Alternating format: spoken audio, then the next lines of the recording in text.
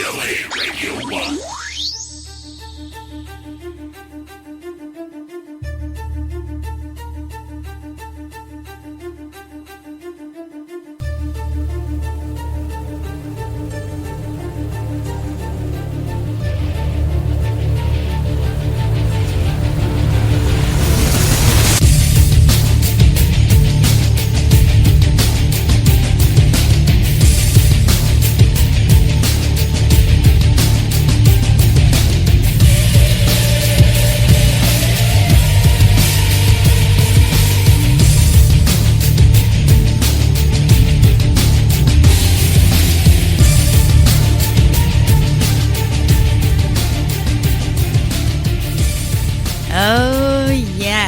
I don't know. I could just listen to that all night long. Maybe we'll just do the whole show and we'll just keep playing the theme over and over because that is so awesome.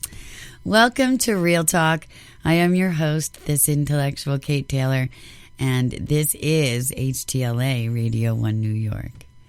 If you love film, if you live film, then as always, this is the film show for you. Tonight we're going downtown and underground with Euro-style zombification. Yeah, it's about time I got to my genre, right? As always, keep in mind that with the exception of award season episodes, which are coming up, by the way, that is true. I actually missed the Golden Globes, but that's okay. And, if you listen to Hubby Crash's Film 101 for tonight, it's all about Sundance, so that's a good one. I might be pulling some stuff from there for you in a week or two. Remember that the films that I analyze are not currently in theaters. So I go beyond spoilers in this show and I break down the structure of the story of the films I compare. So if you've not yet seen them, remember they're all available on Netflix unless otherwise noted. Go watch them, get into them, then come back and tear them up with me here. You won't find unqualified art house reviews here. No one wears berets in Fierce Kitty's house. This is a film analysis show. This show is for those with an interest in not just seeing film, but being part of the history of making them. What makes them mesmerizing? The layers that equal the experience. This is what I reveal on this show. I am a storyteller. I am a screenwriter married to a director, and together we tell stories. Thus, I dissect and analyze the stories others tell, so I can constantly discover, learn, and find better ways to tell my stories to you. Again, if you more than watch film, if you, like me, become part of the process of the film you're watching for that 90 or so minutes, welcome to Real Talk. Before we get into tonight's show, I've got to take care of those generous and brilliant folks that keep me on the air for you. Tonight's episode of Real Talk is, as always, brought to you by Netflix. And it just might bring everyone together. And they're doing some really amazing things over there at Netflix now, I've got to say. I've watched a couple of their original series, and I'm really impressed. I might have a Netflix expose show one of these days. And definitely going to be doing this next one pretty soon. Universal Pictures and Studio Canal, producers of the February 2014 thriller Nonstop, starring Liam Neeson and Julianne Moore. Again, go like the film's page on Facebook at Facebook.com/nonstop.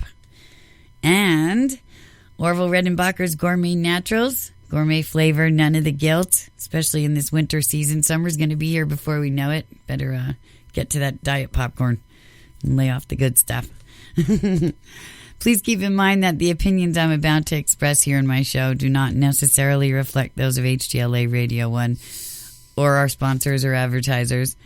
They don't necessarily reflect HTLA Radio 1. That's kind of a oxymoronic thing, isn't it? All right, well, anyway.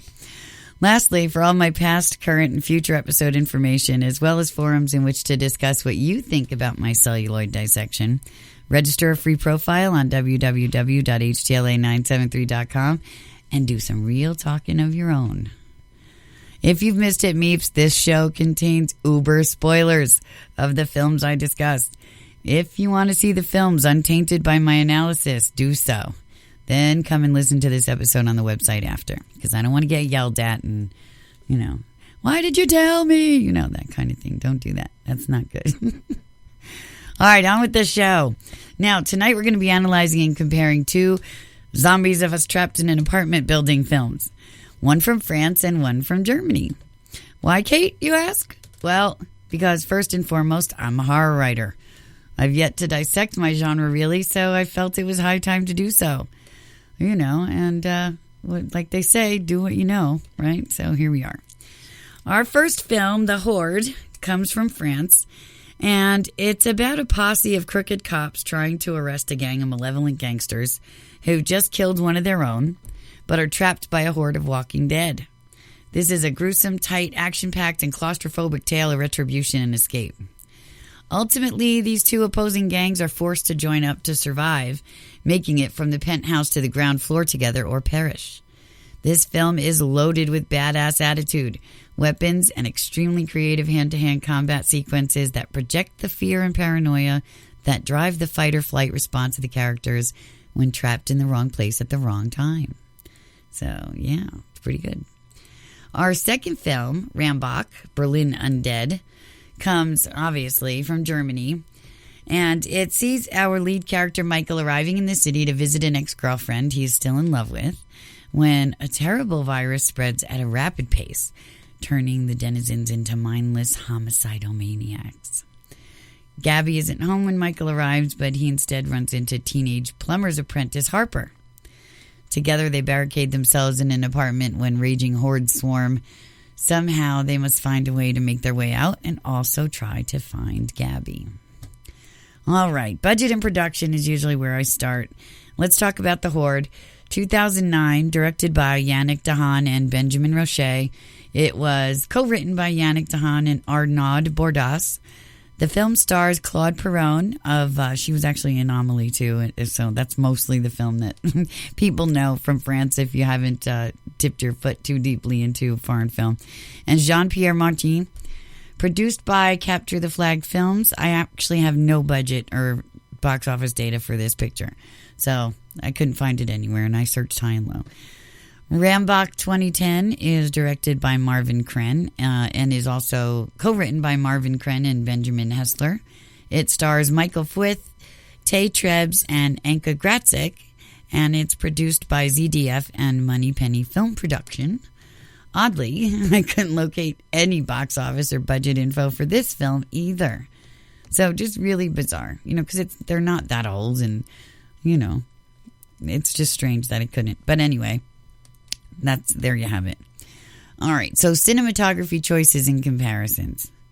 Now, I'm going to start by saying that both are pretty equal when it comes to production value, cinematography, and realism in zombie appearance and effects. Given that, I'm going to have to surmise that they're fairly equal with budget as well. And that's also why I always start out with, my production stuff and the budgets, because they do mean a lot versus what they've made at the box office, all that kind of stuff. It actually says quite a bit to me. If something's really good and it's done really well and it's had a super low budget, well, obviously that's been a successful production. That's what you want. If it's the opposite, it's what you don't want. And I also do that because I love to compare, kind of the Hollywood machine and how we feel that you have to have like $400 million budgets to do a good film. And, whenever I find a really good quality film that's done for much, much, much, much, much less, it kind of thumbs the nose at the notion that you need hundreds of millions of dollars to do a good film. So there you go. All right. Having said that, The Horde is a much better film when it comes to overall quality, because even though both of these films were set with characters trapped in apartment buildings, the French DP utilizes every element of a location or set in a way that the German DP either wasn't experienced enough with or didn't care to worry about as much. Now, Rambach is darker and more straightforward in its atmosphere, but I have to admit to it enhancing the feeling that the lead is just a misfit doomed to die from the get-go. And at the time of this writing, that was pretty much my feeling, but the more I think about it now, I have to ask myself, maybe I kind of underestimated the underwhelmingness of the visuals, and maybe that was part of the intention, kind of the desperation of the lead, just kind of his patheticness. I hate to say it like that, but it's true. Because if the intention was to impart a sense of futility, it was then successfully realized.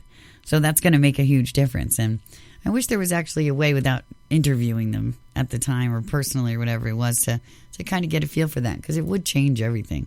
But then I guess I don't want to go to a director and say, wow, the way you did that just imparted an immense sense of futility, and that wasn't their intention. That wouldn't really be a good thing either. So that's kind of career-killing stuff. All right. So the Horde, on the other hand, has an action movie feel to it. And, again, color, lighting, and texture, the layering, they're all used as an integral component of the scene rather than a to-do item to be ticked off a list. So, I wasn't impressed too much with, the cinematography for Rambach. And the Horde, it just is what it is. It has more of an action movie feel to it, like I said, than a horror film or anything extraordinary. But it was definitely much fuller visually than Rambach was. And that's an important thing. It is a film. It's not a radio show. It's not a picture. It's a film. So you need to do that. Now, director's motivations and,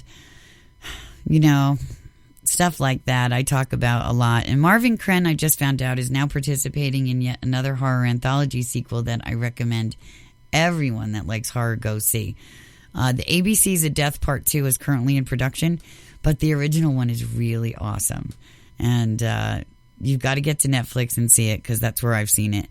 Now, it's 26 horror directors from around the globe, and they each take a letter of the alphabet and create a short about death. Some of them are funny, some are gruesome, and some are just really, really good. So I utterly cannot wait for part 2.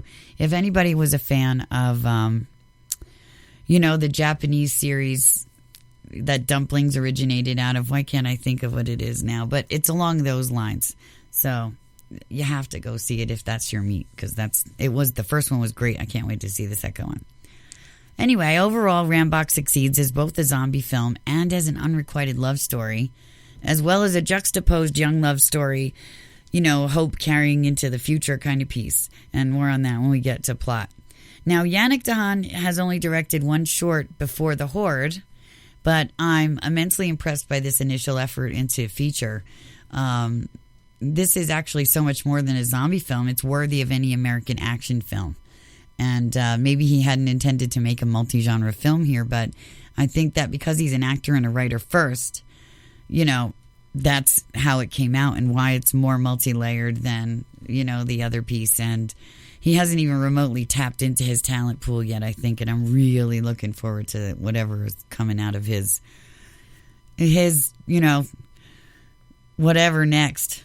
Because if that's an initial offering, that was pretty dang good. Pretty dang good. So, as far as comparing the two of them, like I said, they're both pretty much even when it comes to what kind of films they are and, production value, all that kind of stuff.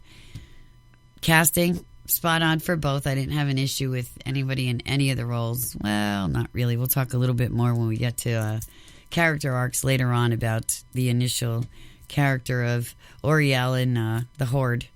But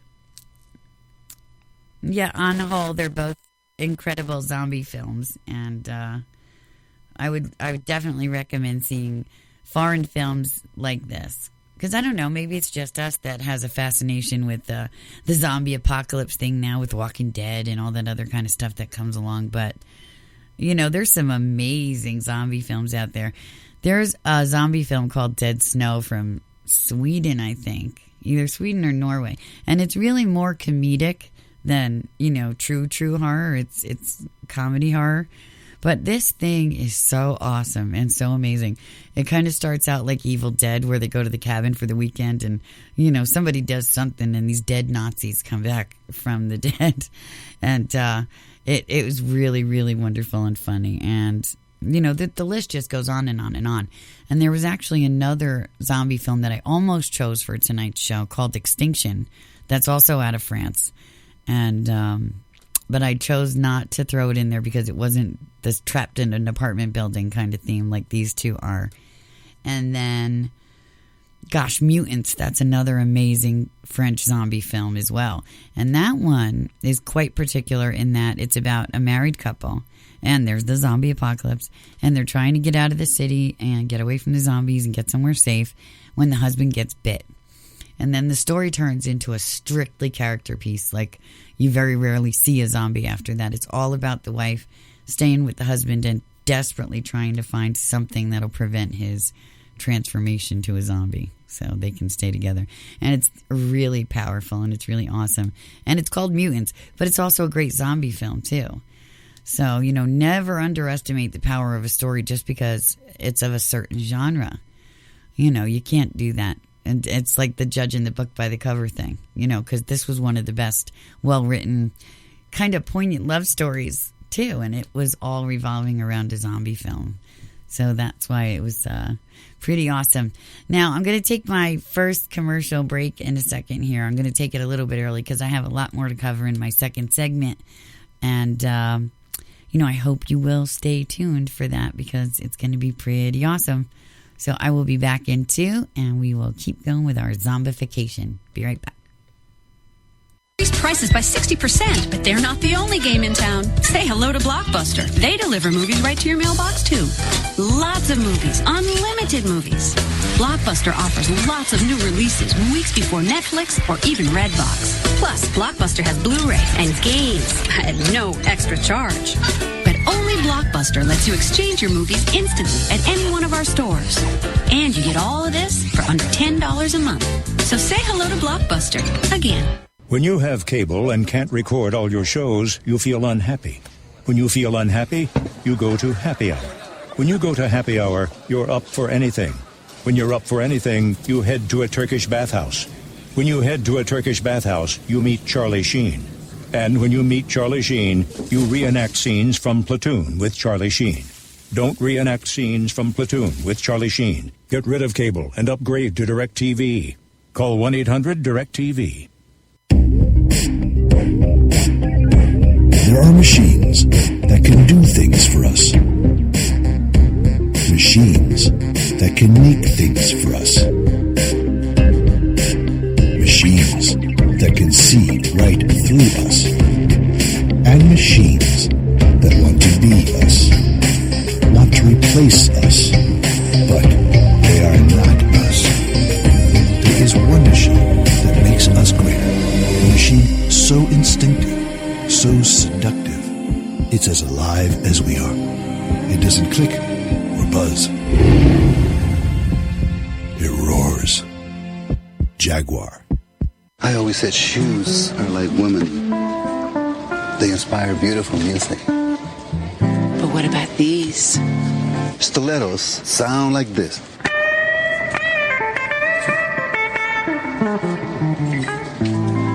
What does my fragrance inspire? That's got soul.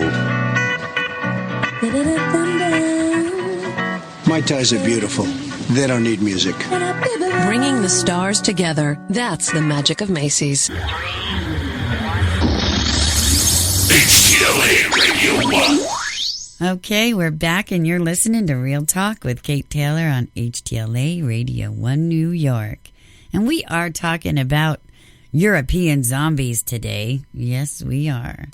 And what makes a good European zombie film? I've got 2, and there are several more out there. So, like I always tell you, don't be afraid to, watch a foreign film. Subtitle, schmubtitle, you got to do it. So you got to read it, and maybe it'll, prod you to learn a new language too, because that's always a good thing. Knowledge is a good thing. Now, before we continue, I've got to urge all my listeners to stay tuned here after my show for Film 101, techniques, gear, interviews with A-list directors and crew. Don't forget, it's our big screen and film dream night Wednesdays. Spend 90 minutes in film school with actor-director Christopher John Taylor and make your Wednesdays just that. Big screens and film dreams, right? And tonight he's got a very special 2-part show. He's got a interview with famed director Louis Lawless after his Sundance special tonight, so you're definitely not going to want to miss it. All righty. Now, characters and character differences and plot points and devices and all that good stuff, yeah. Now, the Horde offers diametric perspectives between the cops and the gangsters and their responses both to each other and the zombie outbreak. In this film, there's subplot between every single character and the others, as well as an intimate, innate, either fear or fascination with the creatures that's kind of subtle but felt if you care to seek it out. while the Horde has heroes and anti-heroes, the one survivor has pretty much only a mild arc, and it's not a too incredibly wow factor.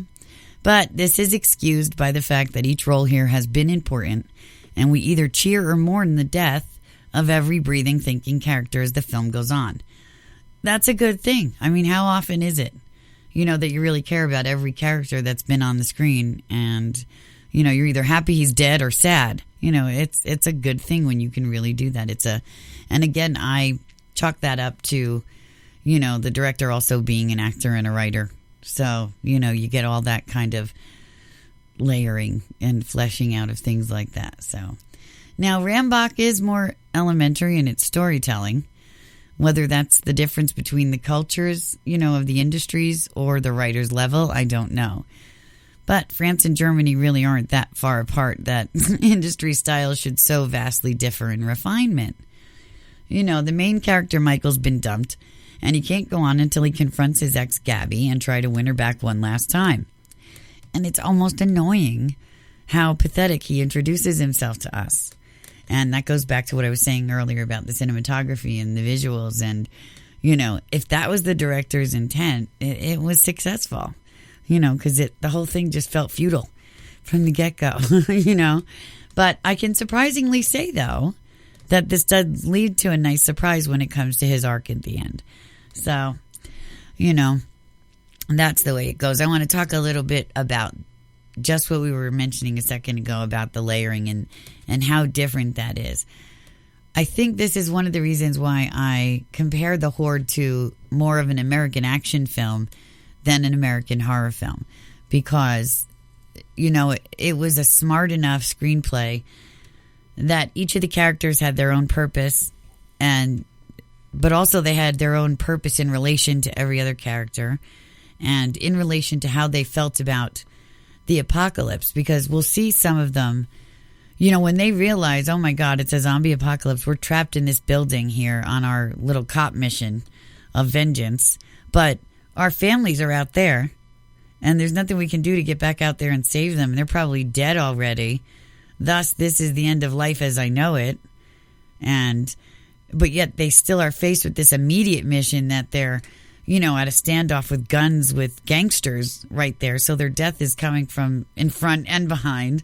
And, then the gangsters start getting eaten and they realize that the cops might be able to protect them and they're like their only hope. And, then you have that kind of, well, now what do we do? And let's sit down and work out our differences kind of thing, or else we're all going to be dead. And we'll deal with the law thing and the criminal thing later, if we survive, if the world still exists after.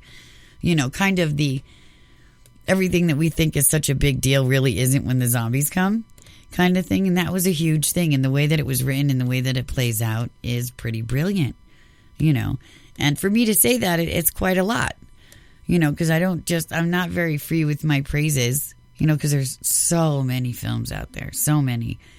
It's rare when I come across one that actually even surprises me, If not for any other reason than, okay, that's the way I'd have written it.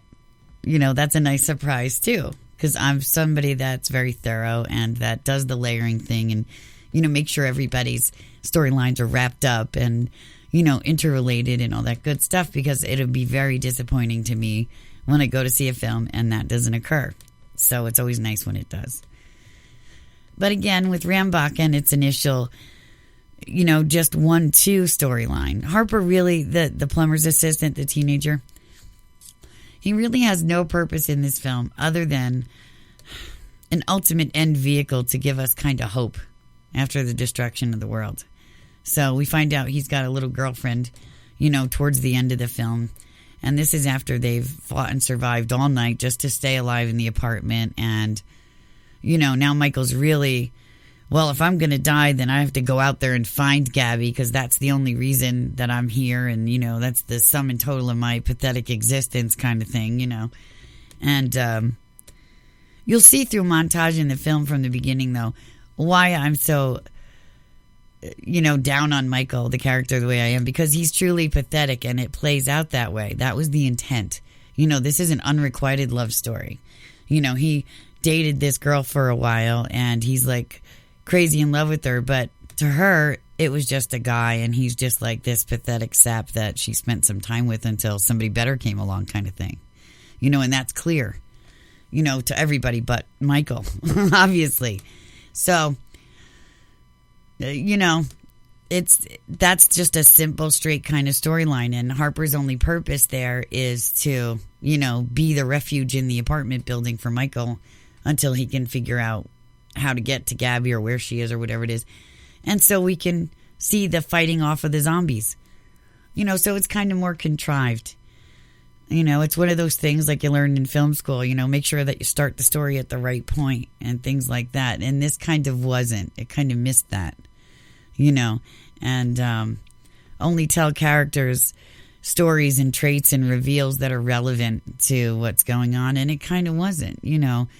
The family photos of Michael had nothing to do with Gabby's short affair, you know, and the kind of whole thing, unless it was just to show us he's always been kind of pathetic.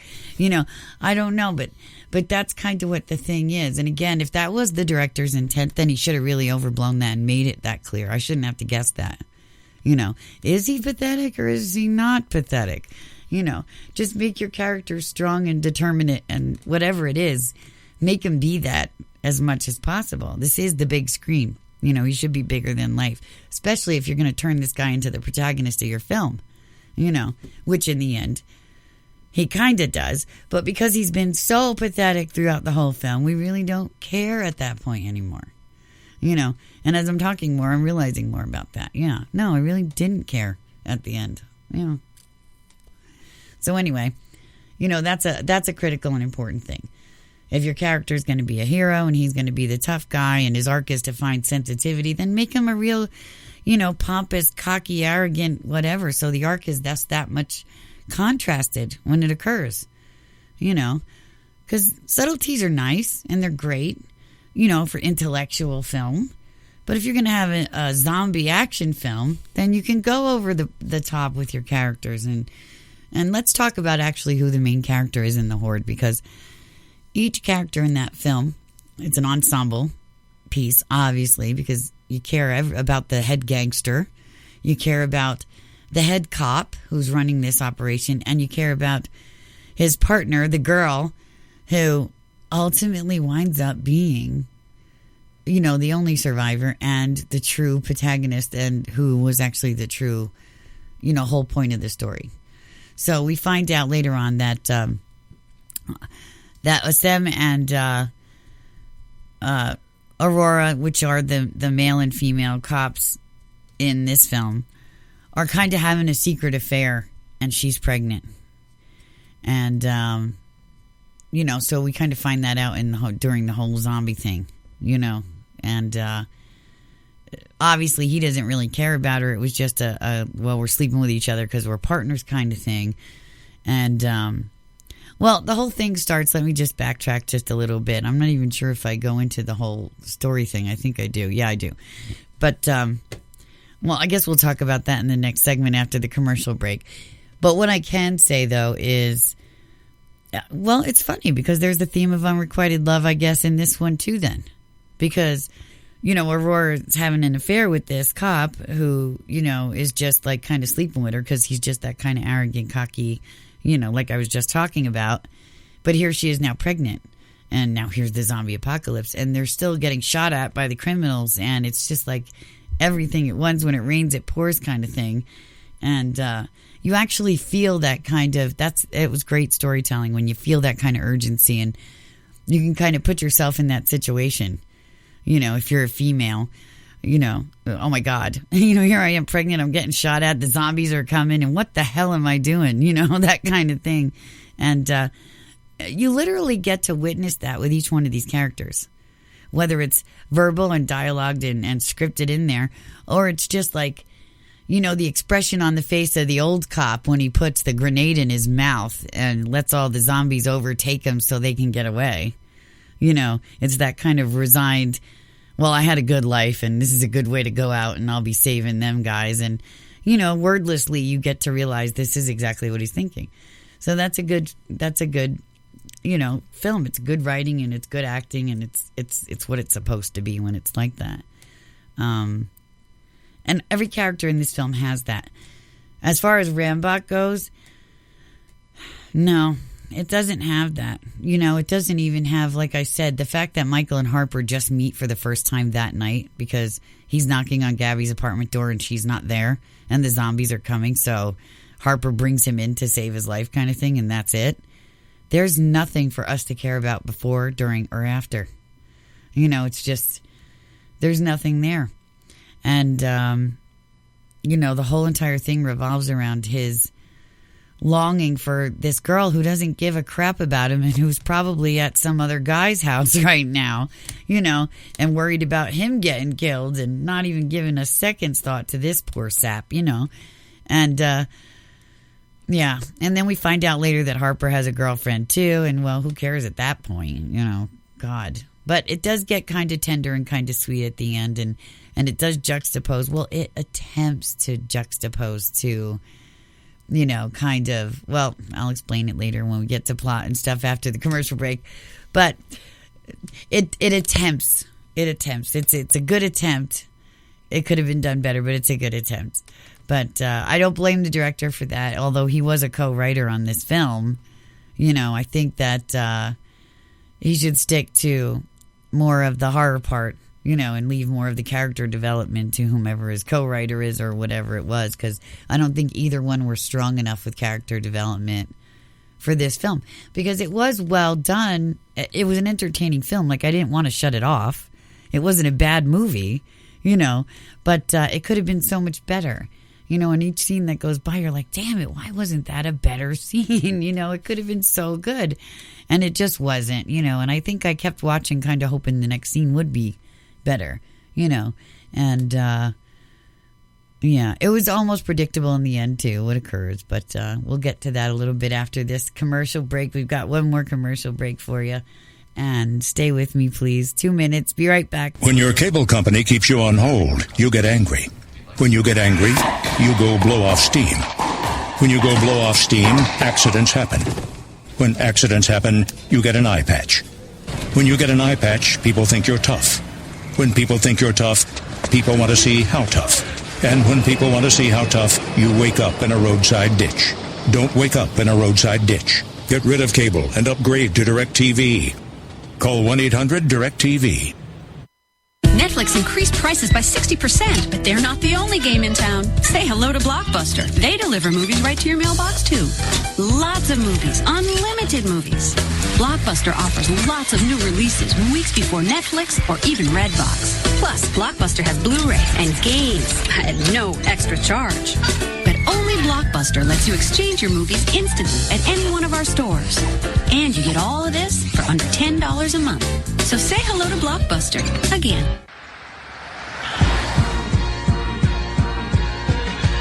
No one just hands you the title, most advanced technology in its class. It needs to be earned. Earned with smart beam headlamps. Earned with vented temperature control seats. Earned with an 8.4-inch touchscreen. And if you're driving one, you know what it means to earn something.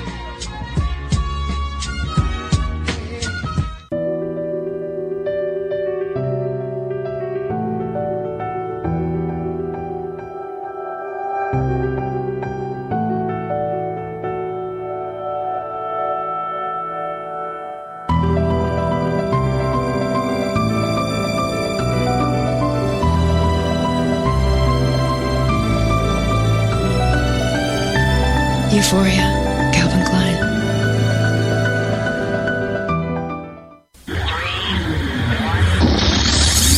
HTLA Radio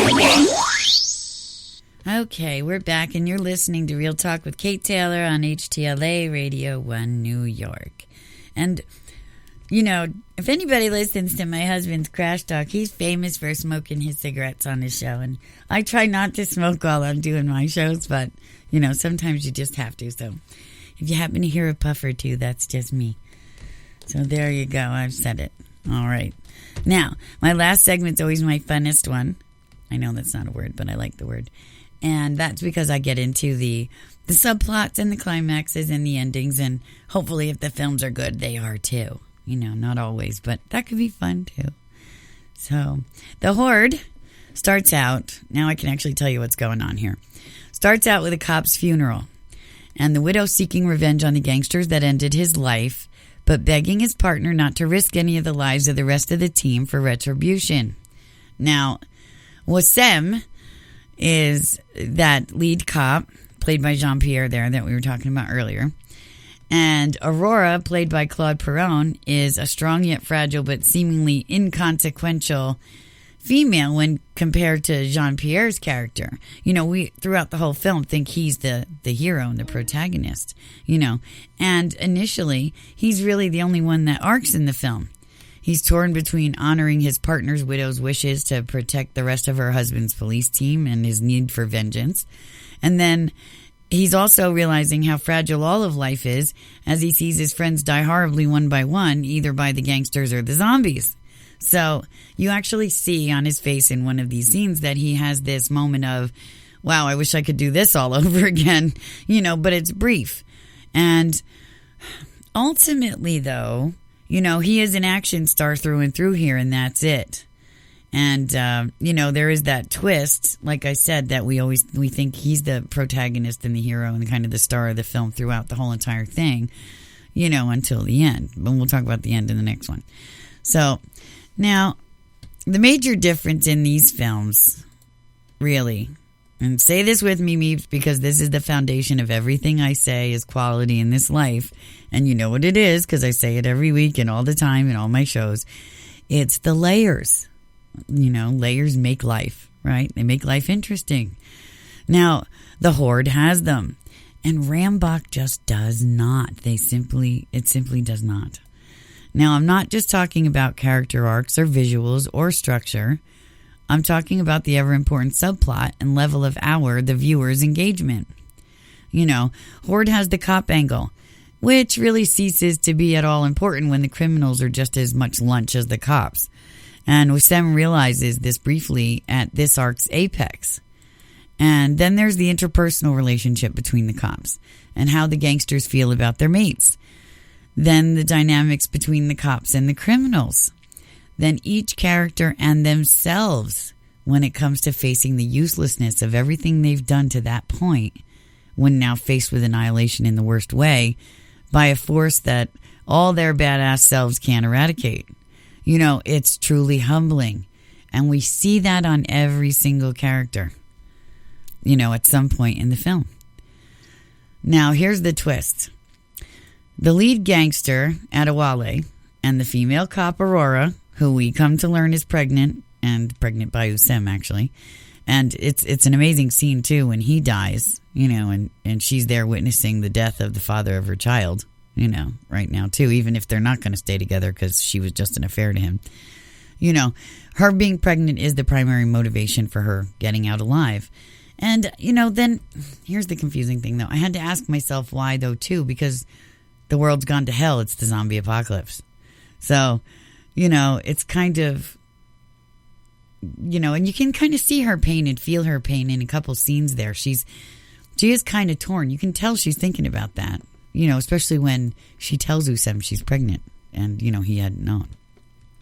So, you know, at first I thought that was just like a plot device to add more, you know, conflict and drama and tension, et cetera, et cetera. But, you know, it's, I've used it in one of my films, so I can't really talk too much. So, yeah, I have in Cornered.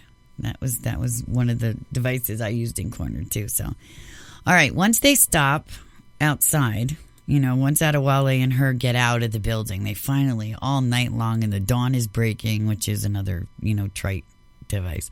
But the dawn is breaking. They've made it through the night, and they're out in the courtyard in this building, in this projects in France. They stop to catch their breath. And all of a sudden she pulls out a gun and she shoots Adewale in the head. Because, you know, earlier in the film we learned that it was because of him. You know, they were all there in the first place because he was the one that, the funeral in the beginning, you know, it was his gang that got the head cop killed there, right? So, you know, she kills him. So all that, you know, and she kills him. Now, the final screw of this film is her standing there, exhausted, covered in blood. The sun's coming up, and she just shot out a Wally in the head, and she's pregnant, and she's like, oh, all right, well, I got to get out of here now. And you just hear the growling zombies getting closer and closer, and then they cut to credits. So that's the climax in the end of Horde. And, when you're watching it, it's kind of okay, and then you take a moment afterwards, though, and you're like, well, the whole entire thing was kind of pointless then. If she just did all that and now the zombies are coming closer and she's probably got like 3 bullets left if she's got any, and it's just kind of, but for what it is what it is. And it was a great action film and incredibly entertaining. And, unless you're my husband where everything absolutely has to be logical and make sense and be realistically portrayed, you can actually enjoy it for what it is. And that's it. You don't think about the after. Well, what does she do later on? And, that kind of thing. What about prenatal care? All that good stuff. So you can actually just enjoy it for what it is. And it's all good. The scenes are great. They're action-packed. It's a great thing. That's what I think. So I guess my final recommendation is definitely see it. Because it's good. Now, Rambach here, here's the different thing. It's got more of a personal kind of climax, and it's admirably attempted to be kind of a dual climax, but it's pretty rudimentary. Now Michael finally finds Gabby, right? Gabby comes home, but that's because she's a zombie, and home is the place that she instinctually knows to go to after she's turned into a zombie. So just as he's sitting awaiting his own imminent change from being bitten, helping Harper get his girlfriend safe from the zombies, we see a juxtaposed young Harper with his girl racing off on a bicycle. And here's another weird twist about Rambach. For some reason, the zombies are afraid of bright lights.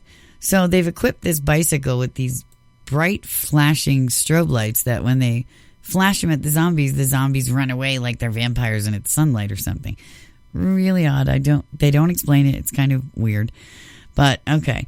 So he's racing off on a bicycle equipped with a light that the zombies hate down the cobblestone streets of Berlin to the docks to get into a boat to safety, implying rather vaguely that humanity will go on in the lives and loves of these 2 young, smart, and attractive survivors.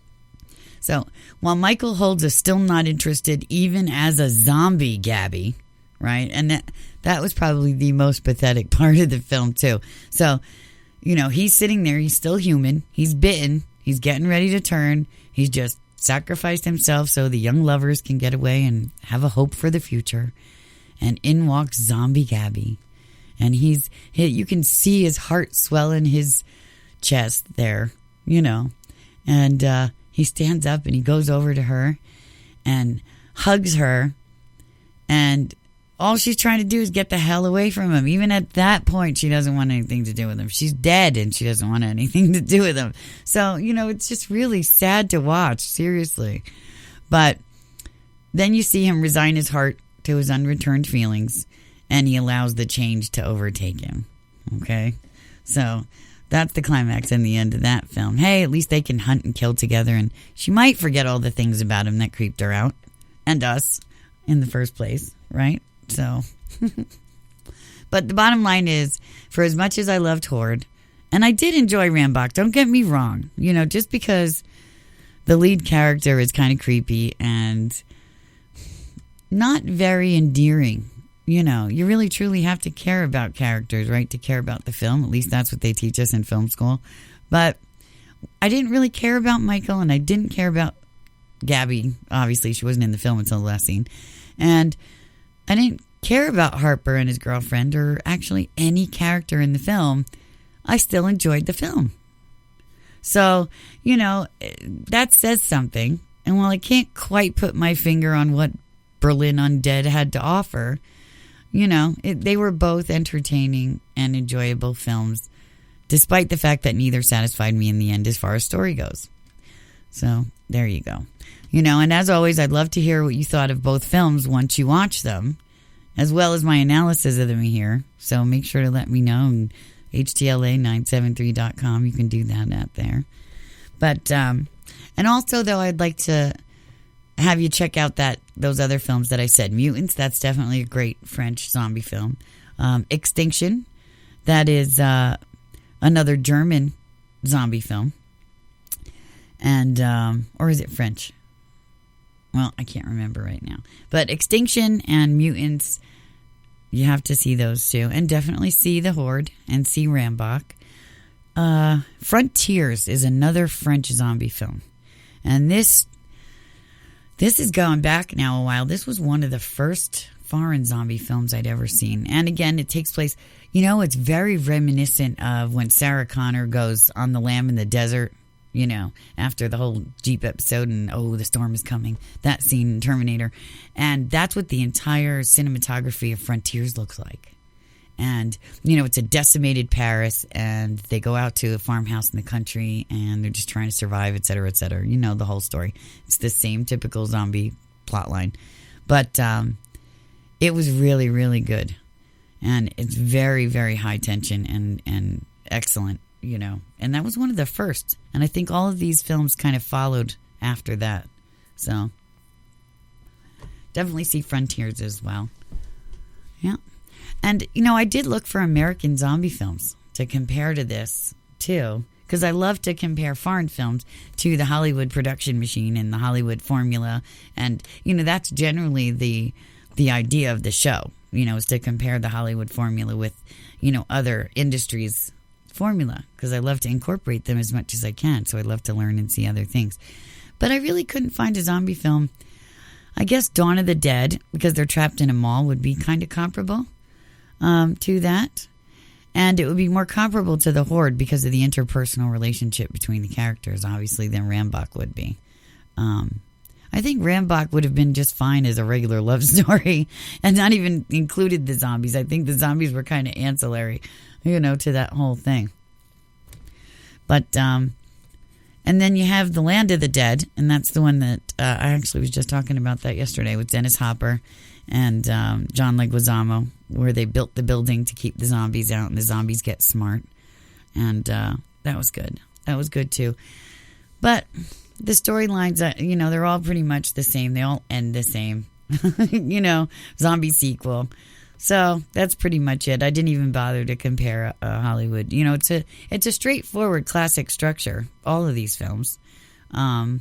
But again, the difference with Horde is that it took on more of the structure of an action film than a horror film. So that was interesting and that was good. And for that alone, definitely go see the film, rent the film, Netflix it, whatever you've got to do. Because it's really good. And we're all about good movies here at Real Talk. Bad ones too, but mostly good ones. So next week, probably we'll dive a little bit more into anything that I find interesting at Sundance. Because now I've got to check all the ones out that hubby's going to be talking about on Film 101 tonight.